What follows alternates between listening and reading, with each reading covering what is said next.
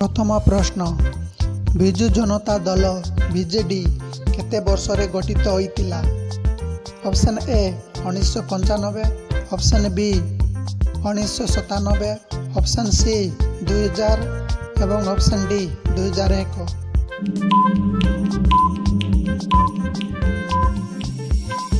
यार सठिक उत्तर है ऑप्शन बी 1997। परवर्ती प्रश्न विजु पट्टनायक केते थर ओडिशार मुख्यमंत्री होइचंती। ऑप्शन ए गोटे थर, ऑप्शन बी 2 थर, ऑप्शन सी 3 थर एवं ऑप्शन डी 4 थर।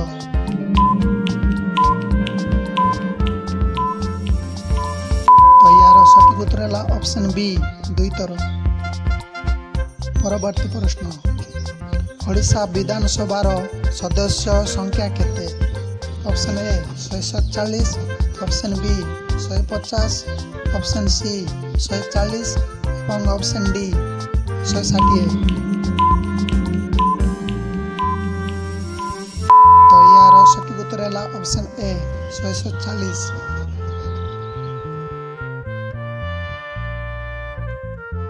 वर्तमान ओडिशार विपक्ष दलर नेता किए। Option A Naveen Patnaik, option B Jay Narayan Mishra, option C Dilip Ray एवं ऑप्शन डी मनोज मंजुला। तो यार सठिक उत्तर है ऑप्शन बी जय नारायण मिश्र। यही उत्तर बदली जाई पारे, या सठिक अपडेट पाई खबर जांच करंतु। ओडिशार प्रथम महिला मुख्यमंत्री किए थिले।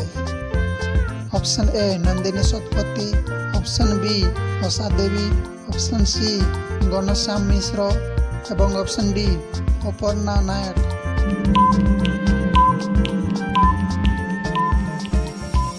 तो यार सठिक उत्तर है ऑप्शन बी उषा देवी। प्रश्न ओडिशार एकमात्र मुख्यमंत्री जी भारतर रक्षा मंत्री मध्य होइतिले से किए। ऑप्शन ए जनकी वल्लभ पट्टनायक, ऑप्शन बी नवीन पट्टनायक, ऑप्शन सी विजु पट्टनायक एवं option D Giridhar Gomang.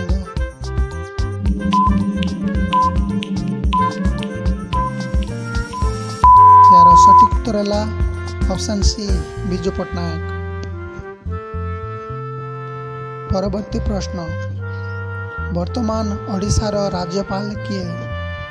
Option A Ganeshi Lal, option B Raghubar Das, option C Biswabhusan Harichandan, D Anusuiya के।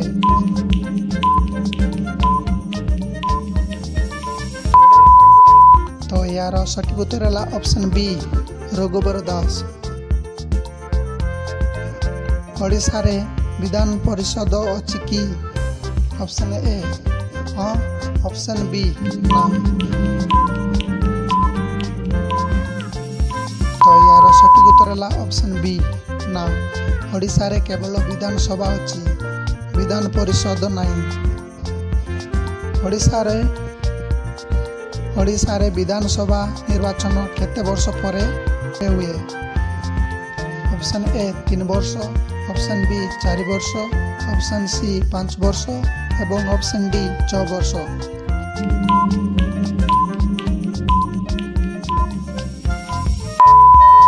तो यार सठिक उत्तर है ऑप्शन सी 5 वर्ष।